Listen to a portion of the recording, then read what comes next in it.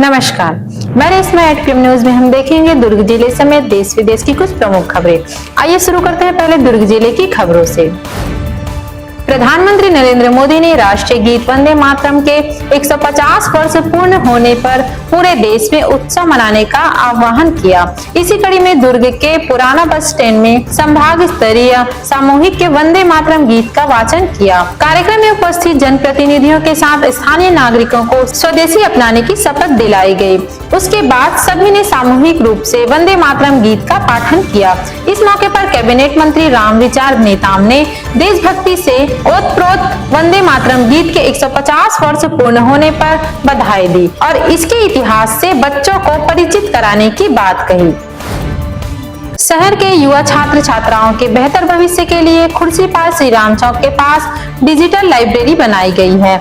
इसे भिलाई ही नहीं बल्कि जिले का सबसे हाईटेक व सर्व सुविधा युक्त डिजिटल लाइब्रेरी कहा जाता है। लेकिन अब यहाँ इंटरनेट जैसी जरूरी सुविधा तक नहीं है। बिना वाईफाई सुविधा के छात्र ई बुक नहीं पढ़ पा रहे हैं, ऑनलाइन क्लास भी अटेंड नहीं कर पा रहे हैं। लाइब्रेरी को जब बनाया गया था तब यहाँ वाईफाई लगाया गया था, लेकिन निगम ने उसका बिल समय पर जमा नहीं किया, इसलिए इंटरनेट सुविधा देने वाली संस्थान ने कनेक्शन काट दिया। छात्रों ने मामले की सूचना निगम आयुक्त, जोन आयुक्त से लेकर महापौर और वार्ड पार्षद को भी दी, लेकिन किसी ने छात्रों के हित में पहल नहीं की है।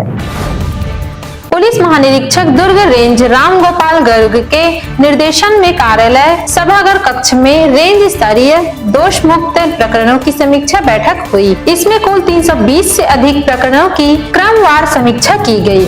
इस दौरान महिला संबंधी अपराध, पॉक्सो एक्ट, हत्या एवं हत्या के प्रयास से संबंधित प्रकरण, NDS एक्ट और चिटफंड प्रकरणों में दोष मुक्त के कारणों की समीक्षा की गई। आईजी ने दोष सिद्धि की दर बढ़ाने, विवेचना की गुणवत्ता सुधारने तथा अभियोजन के साथ समन्वय बढ़ाने के निर्देश दिए। आदतन अपराधियों के खिलाफ कार्रवाई पर विशेष बल देते हुए उन्होंने कहा कि ऐसे अपराधी जो बार बार अपराध कर समाज में भय का वातावरण बनाते हैं, उनके खिलाफ कठोर दंडात्मक कार्रवाई की जाए। जीआरपीएफ और आरपीएफ की संयुक्त टीम ने शनिवार को दुर्ग रेलवे स्टेशन पर बड़ी कार्रवाई करते हुए एक बांग्लादेशी नागरिक को गिरफ्तार किया है। आरोपी मुंबई से फरार होकर पश्चिम बंगाल की ओर जा रहा था। यह शालीमार कुर्ला एक्सप्रेस के स्लीपर कोच में बाकायदा टिकट लेकर यात्रा कर रहा था। मिली जानकारी के अनुसार मुंबई पुलिस ने संदिग्ध के दुर्ग पहुँचने की सूचना जीआरपी को दी थी। सूचना मिलते ही जीआरपी और आरपीएफ की टीम ने ट्रेन पहुंचने से पहले ही तैयारी कर ली और संदिग्ध को दबोच लिया। पुलिस मामले की गहराई से जांच कर रही है कि बांग्लादेशी नागरिक मुंबई से भागकर बंगाल क्यों जा रहा था और इसके तार कहां-कहां जुड़े हो सकते हैं। दुर्ग में उतई थाना क्षेत्र के डुमरडीह बस स्टैंड के पास बिहार के एक मजदूर को उसके ही साथियों द्वारा पीट कर हत्या कर दी गई। मृतक की पहचान राहुल सिंह रजक के रूप में हुई है, जो मूल रूप से बिहार का रहने वाला था। जानकारी के अनुसार राहुल सिंह उतई क्षेत्र स्थित आरा मिल में काम करता था। पुलिस के मुताबिक राहुल का शराब पीने के बाद आरोपियों से किसी बात पर विवाद हुआ और पांचों ने मिलकर राहुल की बेरहमी से पिटाई कर दी। पोस्टमार्टम रिपोर्ट में स्पष्ट हुआ है कि राहुल की मौत पिटाई के कारण हुई थी। पुलिस ने इस मामले में 5 आरोपियों को गिरफ्तार कर लिया है।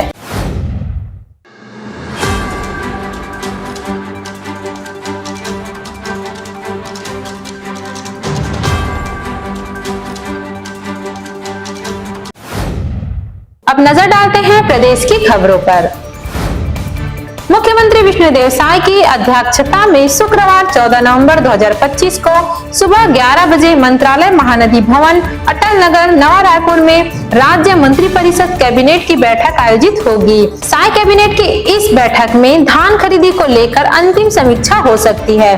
बता दें कि बुलाई गई कैबिनेट बैठक में विधानसभा के शीतकालीन सत्र की तिथि पर चर्चा संभव है। इसके अलावा जनजाति गौरव दिवस पर राष्ट्रपति द्रौपदी मुर्मू के आगमन को लेकर चर्चा होने के आसार हैं।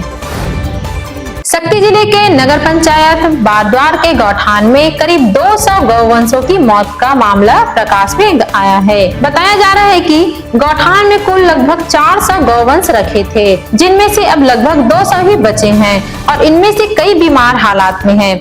हर वर्ष की तरह इस साल भी किसानों की फसल बचाने के लिए गौवंशों को गौठान में रखा गया था, लेकिन चारे और बीमारियों से बचाव की उचित व्यवस्था नहीं की गई। इसी लापरवाही का नतीजा यह हुआ कि लगातार गौवंशों की मौत होती जा रही है। मृत पशुओं को गौठान के पास ही दफनाया जा रहा है।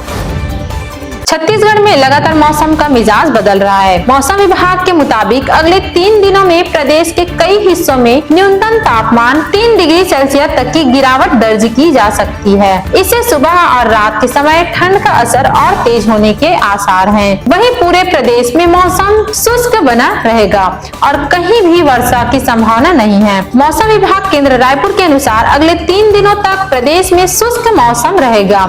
सुबह और रात के तापमान में गिरावट जारी रहेगी, जिससे सर्दी का असर भी बढ़ेगा। महासमुंद जिले में अवैध रेत उत्खनन पर रोक लगाने के लिए प्रशासन द्वारा लगातार सख्त कार्रवाई की जा रही है। कलेक्टर विनय लंघेया के निर्देशानुसार खनिज राजस्व एवं पुलिस विभाग की संयुक्त टीम ने ग्राम बड़गांव स्थित महानदी रेत घाट में कार्रवाई करते हुए नियम विरुद्ध रेत निकासी में प्रयुक्त 4 नौकाएं जब्त की। जिला प्रशासन द्वारा अधिकारियों को स्पष्ट निर्देश दिए हैं कि जिले में खनिजों के अवैध उत्खनन, परिवहन एवं भंडारण पर प्रभावी नियंत्रण के लिए विशेष अभियान चलाकर निरंतर जांच और कार्रवाई सुनिश्चित की जाए। छत्तीसगढ़ की न्यायधानी बिलासपुर में अरपा नदी में बने पुराने पुल के पास तैरता हुआ शव मिला।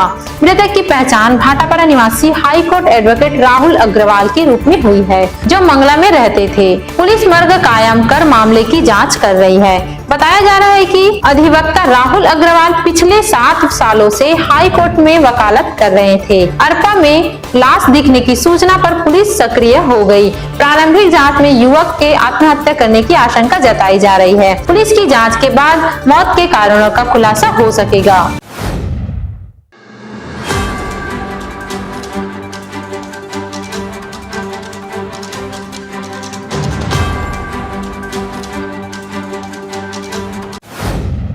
अब नजर डालते हैं देश विदेश की खबरों पर। राष्ट्रपति द्रौपदी मुर्मू ने केंद्र सरकार के प्रस्ताव को मंजूरी दे दी है, जिसके तहत संसद का शीतकालीन सत्र 1 दिसंबर से 19 दिसंबर तक आयोजित किया जाएगा।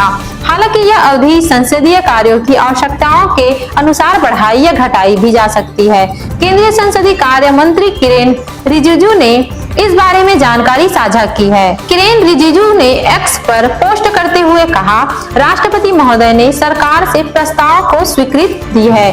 हम एक राजात्मक और सार्थक सत्र की उम्मीद करते हैं, जो हमारे लोकतंत्र को मजबूत करेगा और जनता की आकांक्षाओं की पूर्ति करेगा।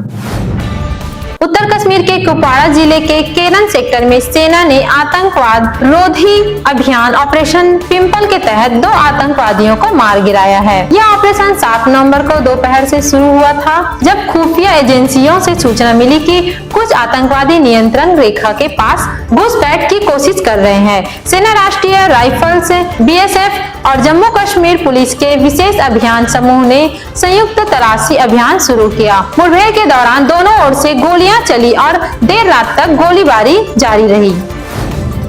भारतीय सेना ने हाल ही में 2 बड़े युद्धाभ्यास किए, जो देश की रक्षा तैयारियों को मजबूत करने का संकेत देते हैं। अरुणाचल प्रदेश के अग्रिम इलाकों में भारतीय सेना के अटैक हेलीकॉप्टर ने पैदल सेना के साथ मिलकर एक जोरदार फ्लाइंग प्रैक्टिस की। यह अभ्यास भारतीय सेना की मारक क्षमता और हर मौसम में दिन रात काम करने की उनकी तैयारी को दिखाता है। वहीं दक्षिणी कमान के सुदर्शन चक्र कोर ने भारतीय नौसेना के साथ मिलकर पश्चिमी तट पर एक बड़ा जल थल युद्ध अभ्यास किया। इस अभ्यास का मुख्य उद्देश्य तीनों सेनाओं के बीच तालमेल बढ़ाना और भारत की समुद्री सुरक्षा को और मजबूत करना है।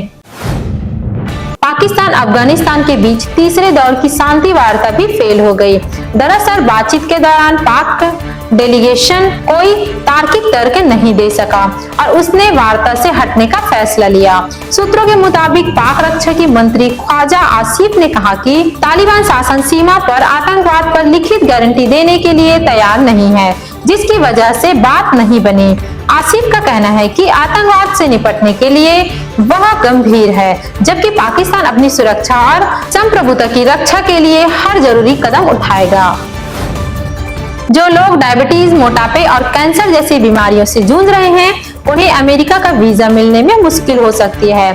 जानकारी के अनुसार डोनाल्ड ट्रंप प्रशासन ने एक नया आदेश जारी किया है, जिसके अनुसार संयुक्त राज्य अमेरिका में रहने के लिए आवेदन करने वाले विदेशी नागरिकों को अब वीजा देने में इनकार किया जा सकता है अगर वे मधुमेह, मोटापा, दिल जैसे गंभीर रोगों से ग्रस्त पाए जाते हैं। तो अमेरिकी विदेश विभाग ने शुक्रवार को दुनिया भर के अमेरिकी दूतावासों और वाणिज्य दूतावासों को निर्देश दिया है। इस नई गाइडलाइन का मकसद सरकारी मेडिकल खर्चे के बोझ को बढ़ाने से रोकना है।